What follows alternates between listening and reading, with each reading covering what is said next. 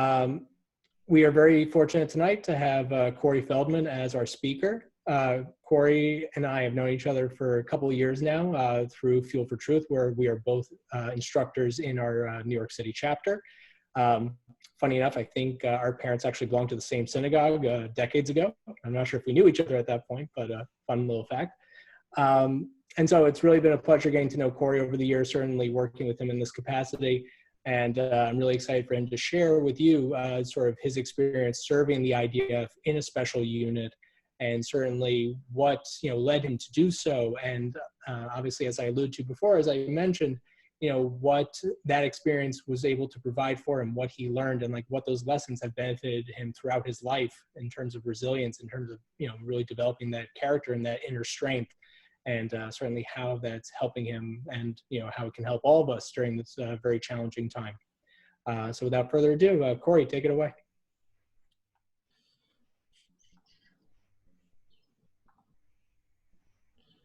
Can you hear me? We can hear you. Great. At 2 a.m., our commander kicked open the door, flipped on the light, and said 4 words. 4 minutes, Krav Maga. That meant 4 minutes to get ready for the training session, Krav Maga, Israeli self-defense. 4 minutes to change, 4 minutes to grab the team's equipment, and sprint to the training room, ready for hand-to-hand combat. All the unit training sessions were legendary. There was a running joke at the time that you never forget your first time. I still have no idea what that's in reference to. And since I can't see anyone's face, I just have to assume that you all find these jokes hilarious. That session lasted over 3 hours. We spent most of it in the push-up position on our knuckles, which was the punishment anytime you did something wrong. And at the halfway mark, I remember that we were given a water break, and I reached out to grab my water bottle with my right hand, and I realized that I couldn't open my fingers. So I had to use the knuckles of my left fist to pry open my right hand to grip the water bottle. I want to show you a video now that hopefully will give you some sense of what that training session was like.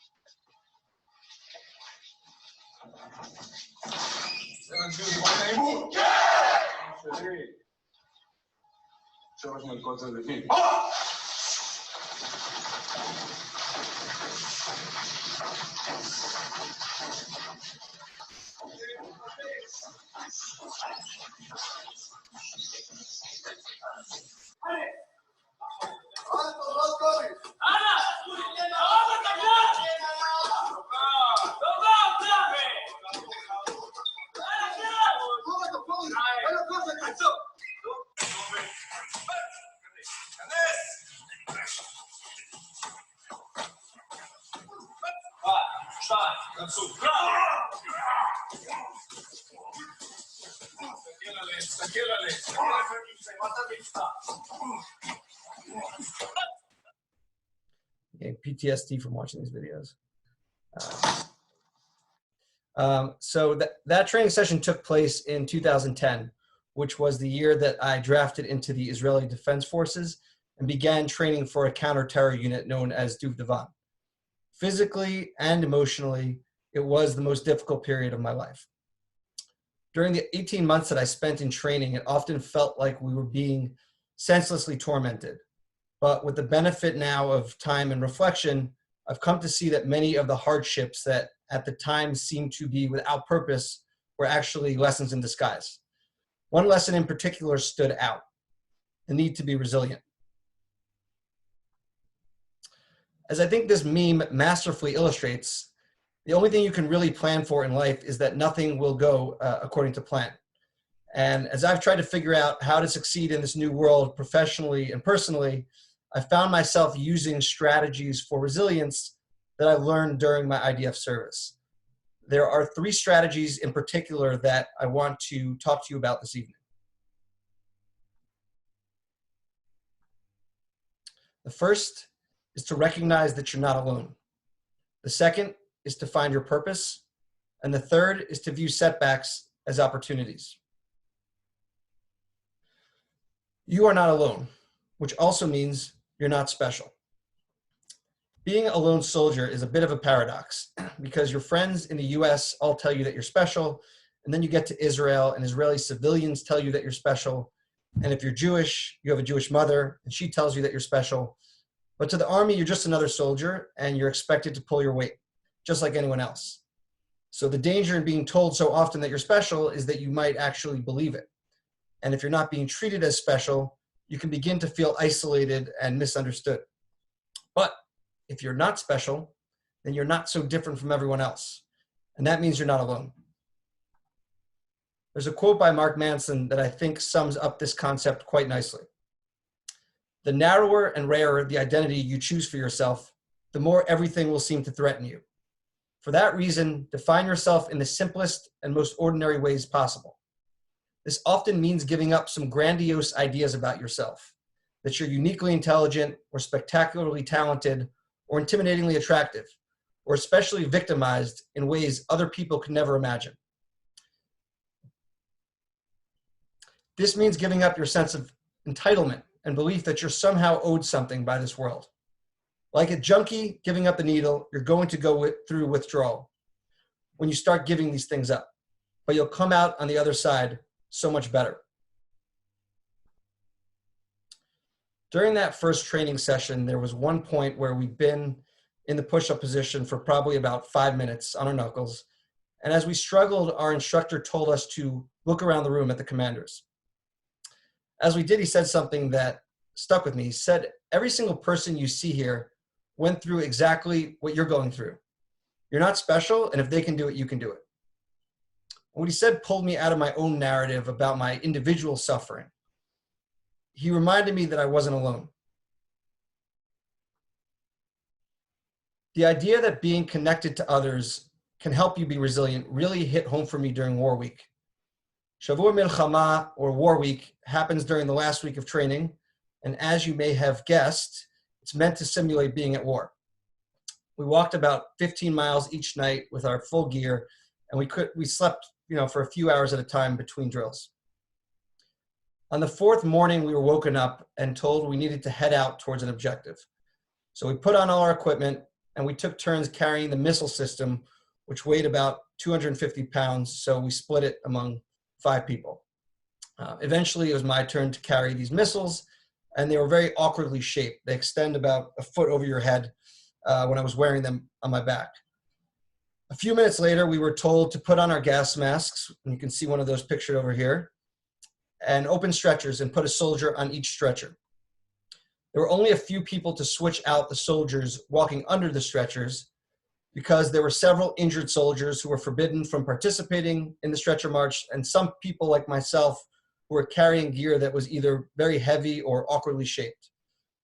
A few minutes after we opened the stretchers, tear gas grenades started exploding, and I had a beard, so while my gas mask was effective at limiting my ability to breathe, it wasn't actually effective against the gas.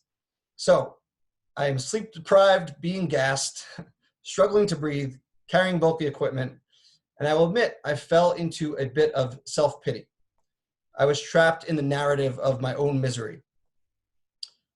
Our sergeant had run back to us from the front, and he gave me a shoulder tap and said, "They need you."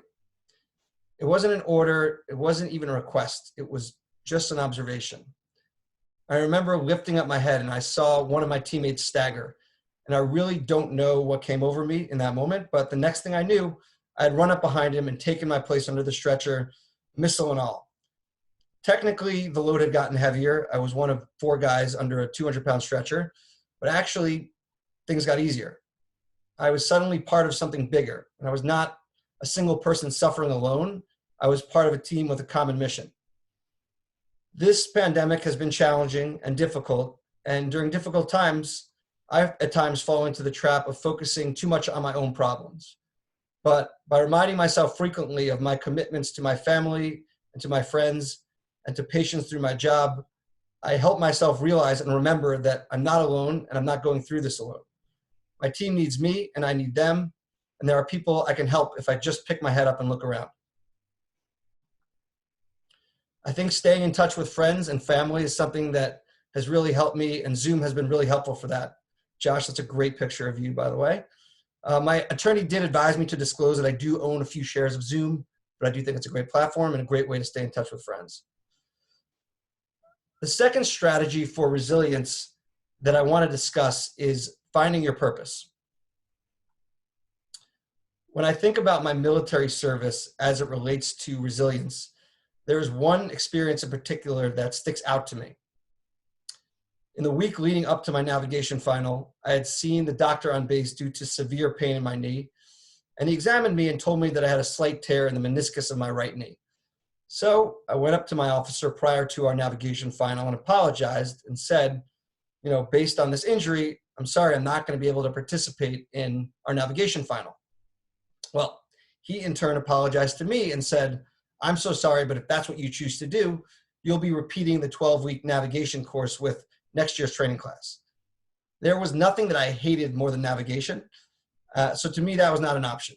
I ultimately started that week with my team, walking an average of 18 miles a night, carrying 70 pounds on my back. It was the hardest week of my life. I was hungry, I was tired, I was cold, and there were nights that I was in such excruciating pain that I was dragging my right leg behind me because I was unable to bend it. One could say I had a lot of good reasons to quit, a lot of good excuses.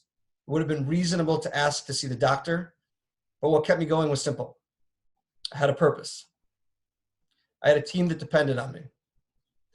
I joined the IDF because I felt connected to Israel and because I felt defenseless when I read the stories about suicide bombers and about missiles fired at civilian centers. And on the other side of my training was my chance to do my part to defend my country and my people. And that's what pushed me and kept me going. Resilience is not limited to the military, right? Each of us has a reason to be resilient. Each of us has a purpose, people who depend on us, and reasons to show up. In this economy, if you're lucky enough to have a job, it is literally not a stretch to say that the economy also needs you. The third and final strategy for resilience that I want to discuss tonight is the role of perspective in overcoming adversity. A pessimist sees difficulty in every opportunity. An optimist sees opportunity in every difficulty. Setbacks can either be seen as failures or as opportunities. 8 weeks before the end of counter-terror training, I was told that I was being reassigned. People had been dropped along the way, but it was not common to be reassigned so close to the end of training, and the only thing that I was ever told was that language played a role. At the time, this was completely devastating. I had set my sights on this unit when I was still a college kid. I had given my blood, sweat, and tears, and seemingly it was all for nothing. My entire identity had been built around becoming a fighter in this unit. This was my entire life. And in an instant, that was taken away. There are a lot of parallels between that and the situation we all find ourselves in now, where everything we assumed about how life is supposed to go changed in an instant. Now, of course, I handled my reassignment with maturity. Well, maybe not right away. After a period of dealing with things in an unhealthy way, as I waited to be reassigned, I came to terms with what had happened and decided that I hadn't come to Israel to serve in Duvdevan. I'd come to serve Israel to the best of my ability wherever I was needed.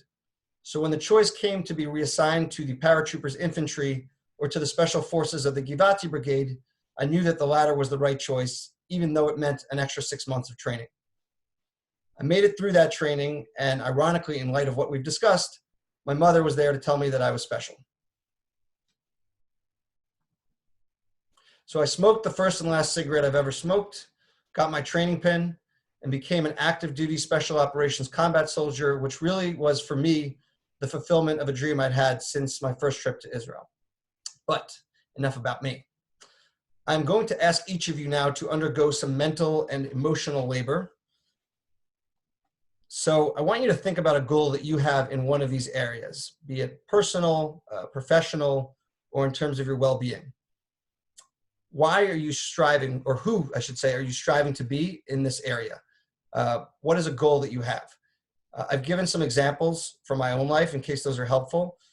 Each of these examples has a what and a why, because if you don't know why you're doing something, it's difficult to persevere when things get difficult. If anyone is willing to share, since we're almost done, you can put that answer in the chat, and Perhaps we can discuss it after. You don't have to, certainly, but that option remains. So I'm going to put 90 seconds on a timer so that you guys can have some time to think about your answers.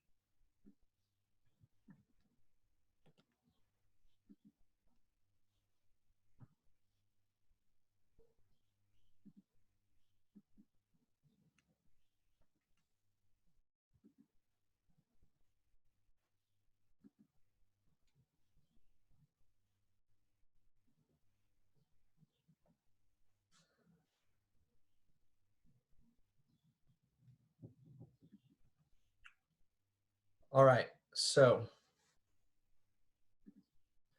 second part of this, now that you have put to words this goal, is to think about at least one excuse that you give yourself regularly that holds you back from achieving that goal. Most often, the way we trick ourselves is not by saying that we're never going to do this thing that we've set out to do. We tell ourselves that we're going to do it tomorrow. Like a magnetized needle floating on the surface of oil, resistance will inevitably, unfailingly point to true north, meaning that calling or action it most wants to stop us from doing. We can use resistance as a compass and navigate by resistance, letting it guide us to that calling or action we must follow before all others. So I'm going to give you guys another 90 seconds to think about at least one of these excuses. And again, feel free to put this in the chat if you're moved to do so.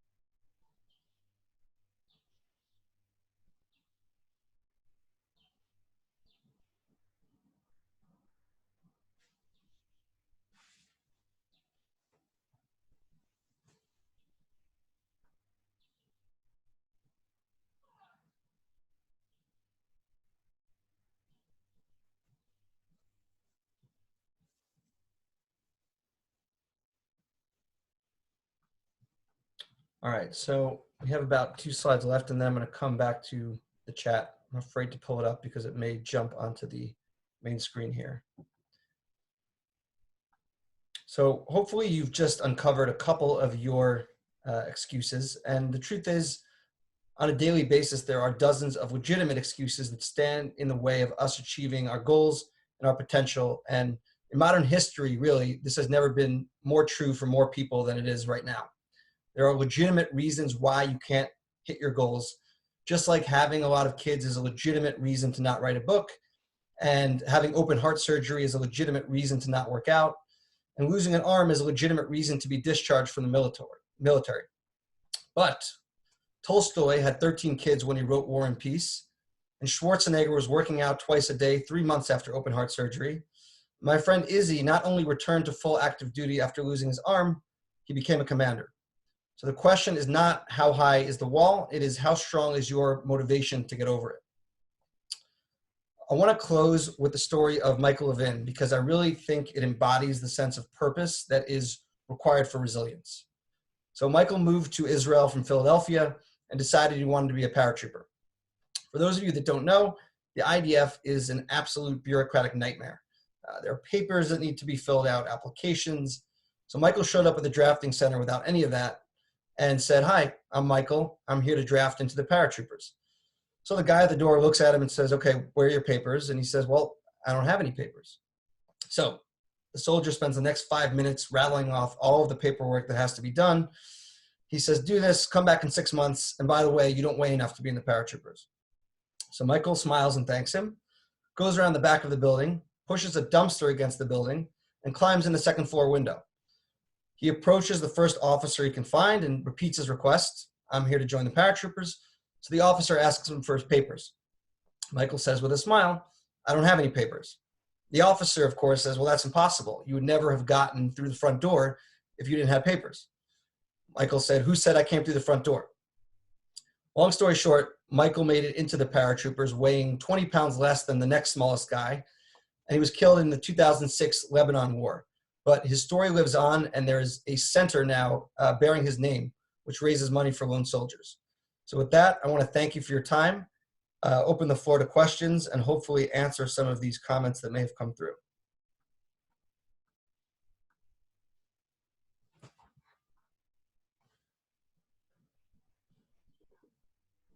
Justin, you still there? Yes, I am. Thank you so much, Corey. And, definitely that last part about Michael Levin definitely hit me personally. I remember when I first learned about him, learned about that story. Years later, when I think of Michael, I can't help but, smile and, I get teary. There's so many conflicting emotions just because of how unique person he was, unique personality was, and certainly, what he dedicated his life to. And certainly, he really gave it all for his people, for his country, and it's quite a beautiful thing. We do have one question to start us off with. I think this is a good question, especially just, with media today, we kind of see one side of how things appear to be versus what the real world, what they actually are. This question is, are you a fan of Fauda? And if so, is the show as real as depicted or is your experience in the military effectively as real as it is depicted in the series? Or what is the similarities or what are the differences? Yeah, so Fauda doesn't really claim to be, the lead character, the guy that wrote the show, was in Duvdevan, but it doesn't claim to be that unit. Some of the episodes feature real missions that the unit went on. I don't want to get into which ones on a public forum, but obviously most of it is pretty out there. Some of that stuff would be done by a reserves unit, professional soldiers, not soldiers during their first 3 years in the military. And some of it is obviously Hollywood. But I think anything that gets the conversation going and humanizes the situation is good for dialogue, right? The truth is, Israelis think it depicts the Palestinian cause in a certain way. Palestinians think it depicts the Israeli cause, but at least it's facilitating conversation, which I think is always important. Another question we have from Mike is speaking fluent Hebrew an impediment to joining the IDF? Which I think is a really good question, considering, for many of us, we know Israel is such a, immigrant-friendly country in terms of Olim Chadashim, in terms of even lone soldiers. Obviously Jews are coming from all four corners of the earth every day, to join the Jewish nation, to come back home. But obviously that comes with its challenges, especially when it comes to acclimating to the culture, learning Hebrew. So what is kind of your experience with that as it translates to IDF service? Yeah. Well, without blowing up anyone's spot who's on this right now, there is a friend I have on here who still doesn't speak Hebrew and managed to make it through the military. So it's not easy, that's for sure. And I showed up with a couple semesters of Hebrew, but I have friends that showed up with none. They're much better learners than I.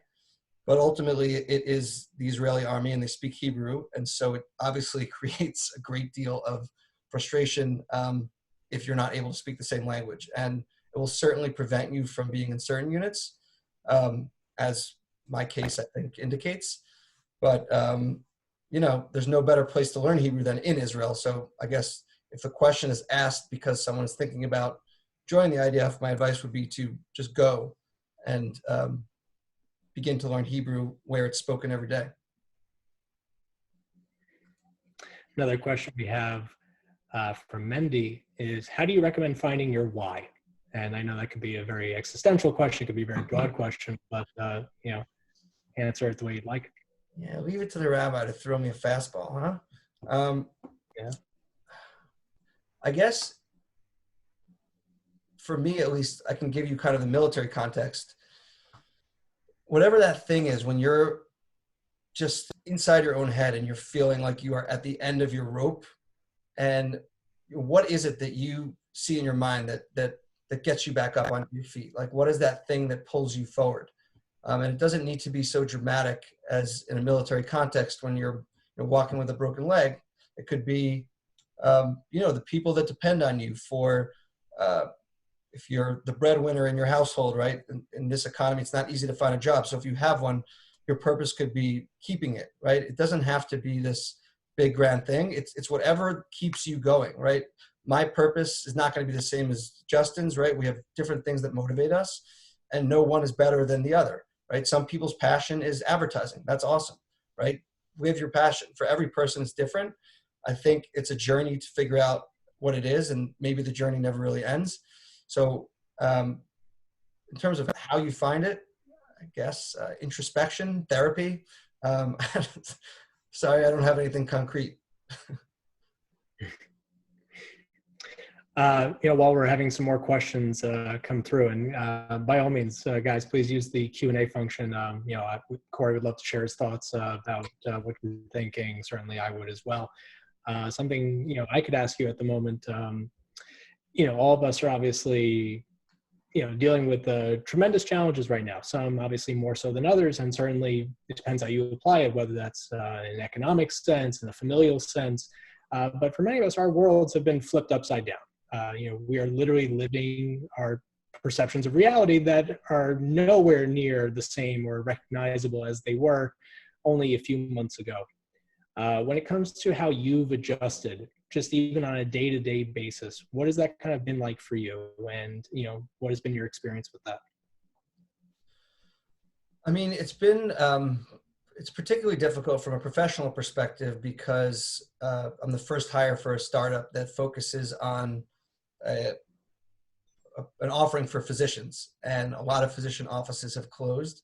So it has forced a great deal of creativity, I would say, in figuring out how I can get in front of the people that I'm supposed to get in front of. But ultimately, there's talk of like a new normal, or like I kind of just look at it as like, this is where we're at today, right? Like, it doesn't help to look over your shoulder. We don't control the thoughts that pop into our head, but we control whether or not we run with those thoughts and allow them to become patterns. And so for me, sure, there were frustrations, there's fear about the stability of my job, right? But I guess I do my best to focus on the things that I can affect rather than that which I can't.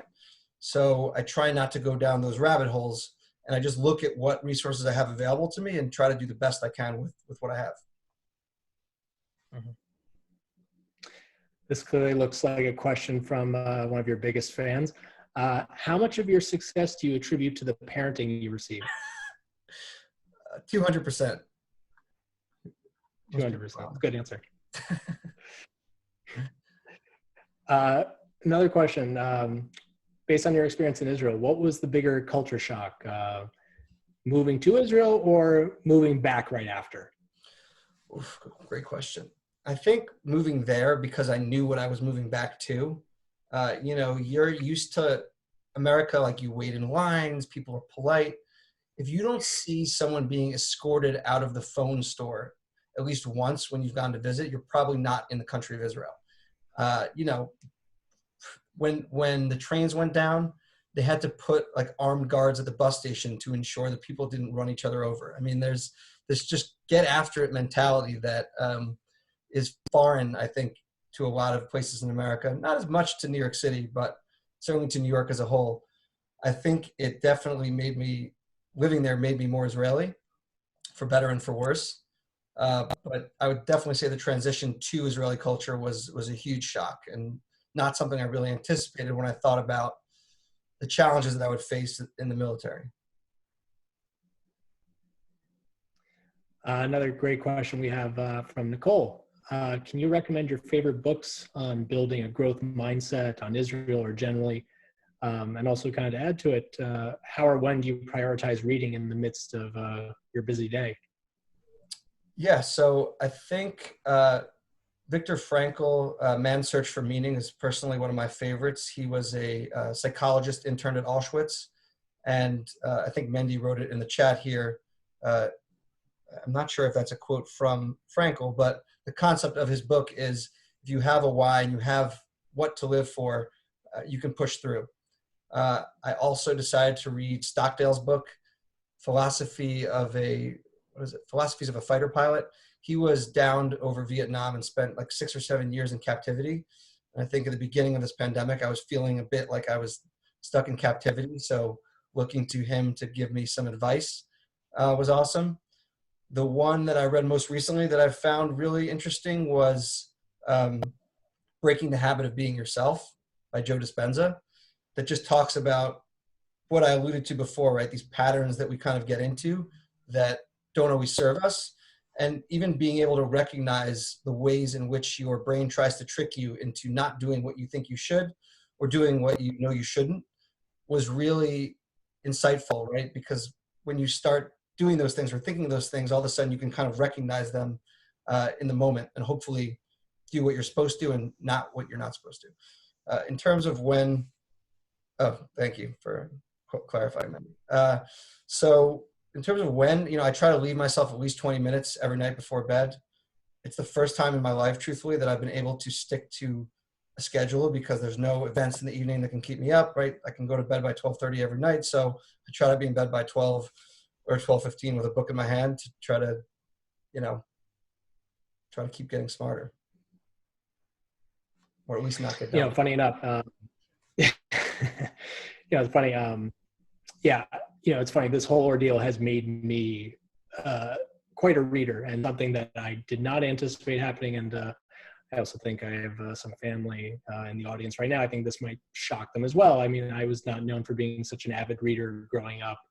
It was not one of those things that I had the attention span or necessarily the interest for. But some of the books I've been reading lately, which I think can be very helpful dealing with what we're all experiencing right now, actually relate to Kabbalah. There's a great author, Rabbi David Aaron, and a lot of his books very much focus on, a lot of it's Kabbalah 101, but it's written in a way that is very digestible, very understandable. And when it comes to a lot of the content, it involves very much not trying to decipher what is happening to you or like how all these external factors relate to you, but really how do you reorient yourself to experience the things that are entering your world. And through that reorientation, you obviously perceive reality very differently, and it allows you, to really have that strength and to have that wisdom to obviously persevere. So I highly recommend some of his books, in particular, Secret Life of God, Seeing God, Endless Light. I can't say enough positive things about them. Awesome. Trying to see if we have any other questions here. Here's an interesting question. Did you serve with any non-Jewish soldiers in the IDF, and based on your perception, how are they treated? I had a Druze soldier in my in the second unit that I was in. I think he happened to be funny, and he was treated like a funny guy. Like, I don't know that there was any specific. The Jews don't have to serve. For them, it's also volunteer. So I think it was viewed as kind of a pretty cool thing that he decided to intentionally enlist in the military. And I had a Christian on my team as well, whose parents have lived in Israel for forever, and I don't think they were seen really quite differently. It's kind of that thing where you might have been told you were special, but once you get there, everyone's expected to pull their weight. Everyone's expected to be part of a team. And, it's interesting, right? Because you're in a job for 3 years with people that you didn't choose, and there's no quitting that job. right? It's not like a regular job where if you don't like your coworkers, you get to leave. So you don't necessarily like everyone, but you come to respect everyone because you need to have their back and they need to have yours. It's that simple. Hmm. Out of curiosity, based on your experience and certainly based on your love and connection, to the land of Israel and obviously to its people, do you foresee yourself going back at any point in terms of moving? Yeah, I don't know. I think about it a lot. I kind of feel like, probably speaking for most of my friends that are lone soldiers that live here, that we kind of live between these two places where the financial opportunities and our families live here, but certainly there's part of you that is always drawn to Israel. And I think, like, in an ideal state, I could be between these two countries to some extent. But yeah, it's definitely something that I think about. And I will take that last question whenever. So I'm not going to shy from it. Sure. Actually, here, just to kind of add to that, based on what you're saying, what would you describe for you are sort of like those two sort of like competing forces that are pulling you between, the place that you obviously grew up in, that is very familiar, that is very comforting just because it's, your the environment that you were raised in by circumstance, versus the place and the culture that is obviously a deeper part of who you are and really kind of like, more, part of like who you are really as a person, like in your soul and in your mind. Like, what does that conflict look like, or how does that present itself? You know what? I don't need to pay a therapist. I got you. Be free next Tuesday. Exactly. I think there's a certain energy, to anyone who's been there for any period of time. You don't have to be Jewish to feel this, but I think being Jewish certainly helps. There's one Jewish country in the world, right? Everywhere else you go, it's a melting pot of religions. But Israel, though it contains people of many religions, is a Jewish state. And there's something unique about that. Israelis can be prickly and they can cut you in line. But ultimately, I remember being on a bus with my uniform and gun, speaking on the phone in English. And some woman that I never met was like, "Do you have a place to go for Shabbat? And are you single? I want to set you up with my daughter." Like, these things don't happen in other places in the world. There's an immediate connection that you have to the people around you because of a shared ancestral history. And it's hard to kind of put to words what it feels like to know that. I really at times feel like if I was really down on my luck, I could just literally knock on the door of any building and find someone that would help me. It's a community that I think you can't really find outside of Israel. You don't have places like kibbutzim where kids are raised running around without fences in America, right? I mean, it's a really unique and special place. So I think that is the pull. And you mentioned, well, kind of all of the things that pull me to the U.S. For me, being passionate about healthcare innovation, we are in kind of the ground zero of massive healthcare systems that could really benefit from some change. And so that's a big part of what pulls me here is trying to solve problems that matter. No, it's all good reasons. And yeah, I mean, from my experience personally, I didn't serve in the IDF, but I lived in Israel for a year after college. And, that was a transformational experience for me, to the point where obviously even now we're talking, wow, close to a decade later, there are many ways I feel like a foreigner in the United States compared to my experience in Israel. And that's always kind of a back and forth for me as well. So it's, that place changes people. Yeah. Maybe we could room together one day when we move back there. Not there, Shem. Not sure if my wife would like that, but see what happens. Here, some other questions. Based on, I guess, your service, is there any tension between secular and religious soldiers? We kind of see how that plays out in Israel's political system, in some of the sort of the culture wars that go on. And obviously Israel now is very much changing as a country from one that was, historically, or for the first part of its history, very secular, very Ashkenazi, to one that is now much more traditional, much more Mizrahi, but also much more religious. And the Haredi population is also one of the fastest growing, if not the fastest growing, between the river and the sea. So what does that experience look like in the Army? Does that reflect kind of day-to-day life? So the ultra-Orthodox, like the Haredim, don't serve in regular units. So my interactions with them was limited. I think Israel's 70% secular.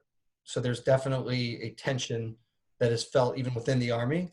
We wake up in the morning, as an example, in basic training, and 10 of us clean in preparation for inspection, and 10 go to pray. Right? So, there's obviously this kind of like, wish you guys would be here cleaning with us, but certainly this is, I think there's a mutual respect. I think at least at the unit level, there's cohesion, and that tension is not felt as strongly as it's felt.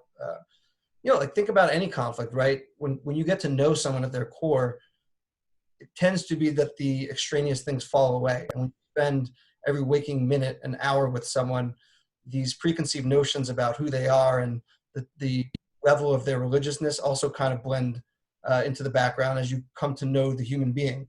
And so I think part of the beauty of the army is that it brings people together from all walks of Israeli culture and socioeconomic backgrounds, and gives them an opportunity to mesh with one another. And I think that is actually one of the things that's so special about the country. No, I couldn't agree more. Actually, I really like this question, and specifically to kind of go back to sort of like the focus of your presentation, your discussion earlier. Our great mutual friend, Jeremy Miller, who we would not be able to function without, is asking, what tools have you used to overcome the obstacles that prevent you from achieving your goals? Obstacles, or what tools? I would say, the smartest people that have ever lived have left their thoughts for us in the form of books and writings. And so when I read books like Viktor Frankl, I feel to some extent like I'm having a conversation with a brilliant psychologist. So I really think exposing myself to ideas about people who have overcome far, far greater hardship than anything I've ever dreamed of, let alone done, certainly gives you perspective and gives you tools to think about how you can, in your own life, overcome the things that burden you. So, I think having a strong friend group to turn to, having a strong connection with family, I think the people around you pull you up or pull you down. So it's important to choose wisely who you surround yourself with. But I think reading books by intelligent people is another way to, quote unquote, surround yourself with smart people. So that's been helpful for me. Awesome. Yeah, and even for me personally, in terms of, and obviously this is more, I guess, applicable to our current set of circumstances. I'm in the very unique and fortunate position that my upstairs neighbor happens to be one of my best friends from high school. Used to actually be my roommate, and so it's kind of funny. I get my married life on one floor, my bachelor life on the other floor. But given the current circumstances, we've kind of been like more or less cohabitating together. And, for us to have, a close friend, that we can obviously lean on and, really kind of share our thoughts within this time. And for him, his fiance doesn't even live in this country. They were supposed to get married earlier, and that's obviously not happening right now. So to really like have that support system and to be there for each other, the more you kind of give, I feel very much you receive in turn. Not only just in reciprocity, but just like the feeling that you get from, your behavior and the impact you have on others. There was Justin, if I might, there was one question I wanted to answer because I feel like Sure. never gets asked because people are afraid to ask it. And so I'll commend Michael for asking. He said, were there times you were afraid of getting killed? And do many of your ideal friends have PTSD? So I think in general, the military is nothing like the commercials. It's a ton of doing nothing, being bored senseless, and then being scared senseless in very small increments, right? I think anyone who has rockets flying over their head that doesn't feel some degree of fear is crazy. I think when you're in the midst of a moment, like a riot or whatever, you're not really thinking about fear. You're thinking about what's in front of you. It's fight or flight. So when you have some impact over the outcome, like on a mission, I think that fear is felt less intensely than if you're being shelled and you have nowhere to go and nothing to think about except what would happen if it hit too close. So certainly there were times where I was afraid. I think PTSD is something that has not been talked about enough until the recent past.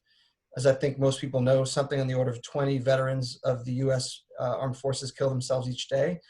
And I think it's something that's beginning to come to light in Israeli culture as well, the impact that that the military has on people and the stress that it can have. You know, rates of suicide among soldiers are not published, but I think more and more people are beginning to demand answers of the government, of the military, as to how they're going to address the fact that being in the military can give you PTSD, right? You're put in situations that are incredibly traumatic, and there has to be some recourse for folks who really struggle with that. So I think the Army is beginning to get a hand on that and beginning to help the folks that are struggling with that. Fortunately, I don't think I have any. I probably did when I first got back after the 2014 Gaza operation, but fortunately today, I don't think there's any lingering remnants. No, thank you for sharing that. You know, it's certainly something that, you know, like you had mentioned, it's, I'm not sure if stigmatized is too strong of a word, but, you know, even I remember when I lived in Israel, I had, you know, roommates who served, you know, I had friends who were also Anglo-Indian, you know, who obviously went on to serve as lone soldiers. And that was definitely something that was not talked about, or it was just not something that was really part of like a mainstream discussion. But, you know, thankfully they are being a little more open about it, or at least we're at a point where, you know, we can have a more deeper and honest conversation about how obviously something so important to the country and so important to the culture and the identity of its citizens, you know, it's not all pretty sometimes, and it can be very difficult, and the effect that it has on human beings can be very traumatic. So it's really important that that's being addressed now. Yeah. So here, I would like to wrap things up just for the sake of time, but also, you know, Corey, thank you so much for, you know, obviously talking about your experience in the IDF, certainly how that's equipped you, certainly throughout life, but especially given the unique circumstances that we're all dealing with and that we're all still adapting to, as, you know, as you kind of said, the new normal.